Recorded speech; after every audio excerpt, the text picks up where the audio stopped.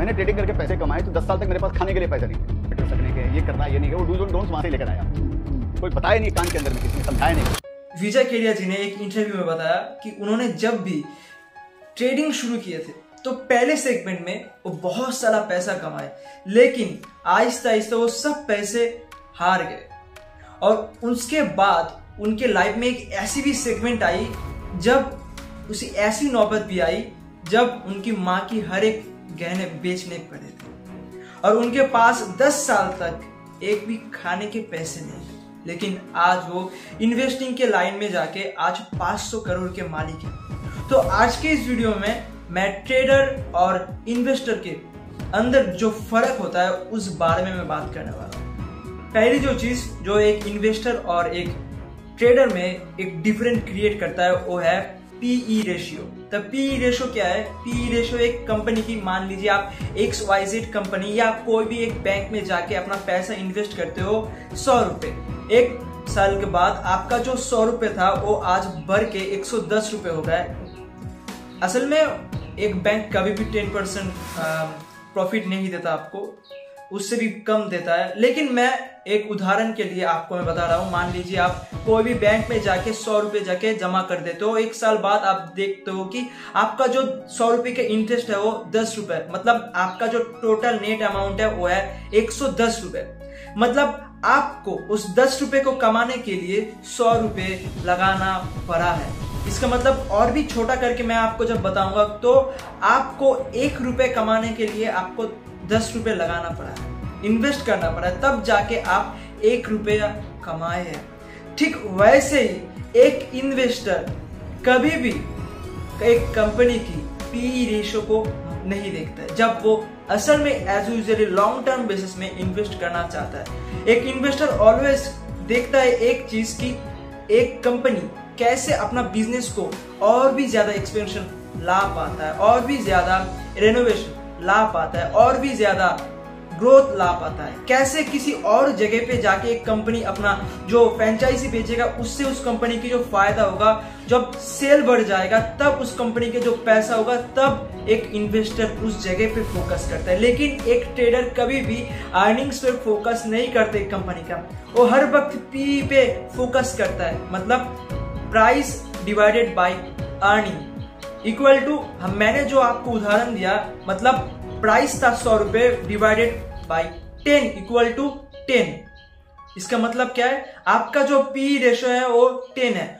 उस बेसिस में एक ट्रेडर उस जगह पे जाके उस कंपनी में जाके इन्वेस्ट करता है, इन्वेस्ट नहीं, उस जगह पे जाके उस कंपनी का शेयर खरीदता है, फिर जाके उसके बाद वो उसको मार्केट पे लाता है, उससे वो पैसा कमाता है ट्रेडर। लेकिन एक इन्वेस्टर कभी भी ऐसा नहीं करता।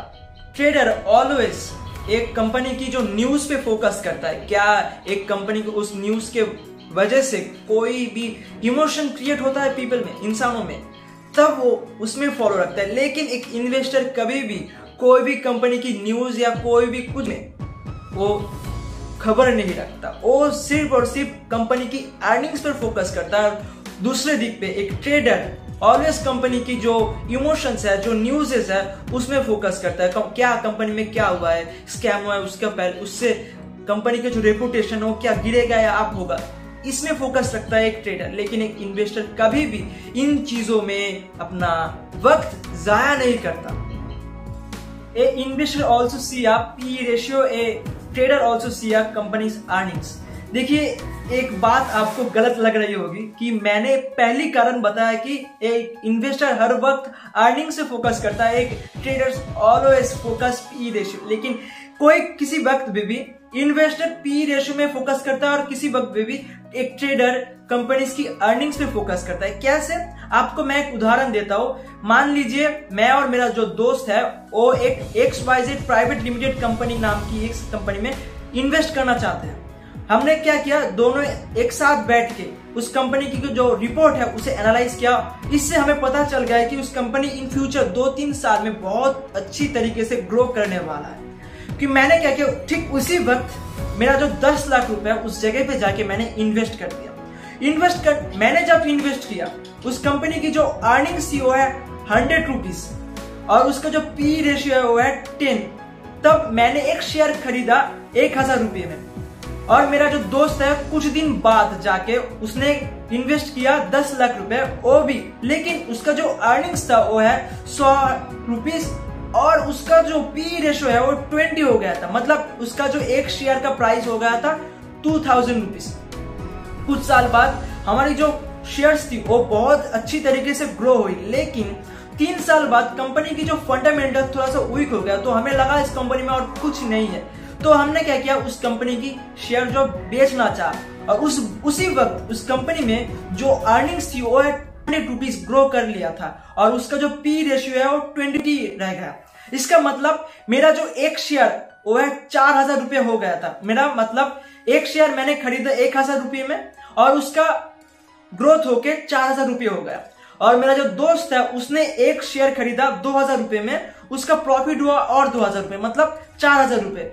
मैंने जब मेरा शेयर सब कुछ बेच बाच के उस जगह से निकल गया, तब मेरा जो प्राइस था, मेरा जो अमाउंट था वो है 10 लाख रुपए लगा के मैंने 30 लाख रुपए कमाया, मतलब 4x रिटर्न्स। और मेरा जो दोस्त है उसने क्या किया, उसने अपना जो शेयर है वो 4000 रुपए में बेच दिया, लेकिन उसे सिर्फ और सिर्फ प्रॉफिट हुआ 2x, मतलब उसने 10 लाख रुपए लगाया और उसने कमाया 20 लाख। यही है पी रेशियो। जब कोई वैल्यू इन्वेस्टर इन्वेस्ट करता है तब वो जरूर एक कंपनी की पी रेशियो को जरूर देखता है। दूसरे दिख में एक ट्रेडर क्या करता है, एक ट्रेडर भी एक कंपनी की जो अर्निंग्स पे फोकस क्यों करता है। देखिए, एक कंपनी 3 महीने बाद अपनी जो अर्निंग्स रिपोर्ट पेश करता है इन पब्लिक, तब एक ट्रेडर के पास जब एक असली कंपनी की न्यूज आता है, मान लीजिए ABCD company private limited company, वो क्या करता है, अपनी जो 3 मंथ की जो रिपोर्ट में उसे बताता है, उसमें बताता है कि उसका जो इन फ्यूचर टारगेट है, अर्निंग्स है, वो 100 रुपए से बढ़ के 200 रुपए हो जाएगा। तब एक ट्रेडर तभी उस जगह पे जाके उस कंपनी की शेयर खरीद लेता है। लेकिन क्यों? उसी वक्त उस कंपनी की जो अर्निंग्स है वो है 100 रुपए और उसका जो पी रेशियो है 10, मतलब एक कंपनी की जो शेयर प्राइस है वो है 1000।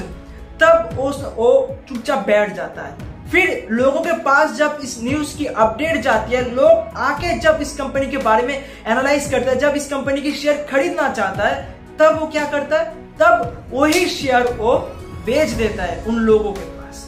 इससे क्या होता है, इससे होता है उसका जो प्रॉफिट है, मतलब उसने 1000 रुपये लगाया, उस 1000 रुपये से वो 2000, मतलब 1000 रुपये और एक्स्ट्रा कमाया, मतलब 1000 रुपये से एंट्री किया और 2000 रुपये से एग्जिट किया।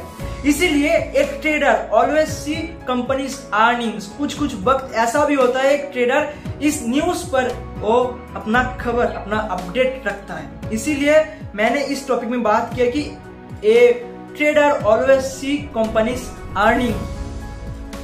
थर्ड, ज्यादा से ज्यादा इन्वेस्टर ट्रेडर।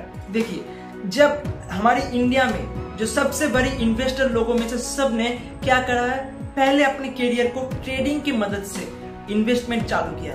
आप भी बताएंगे कि इन्वेस्ट करने से पहले विजय केडिया, राकेश झुनझुनवाला, उन्होंने क्या किया, ट्रेडिंग में अपना सेगमेंट जमाना चाहा। देखिए, विजय केडिया जी ने खुद एक इंटरव्यू में बताया कि उन्होंने ट्रेडिंग करते करते इतना बुरा वक्त फेस किया है कि 10 साल तक उनके पास कोई खाने की चीज नहीं थी, खाने की पैसे नहीं थे, उनके बेटे के लिए दूध खरीदने के लिए पैसे तक नहीं थे।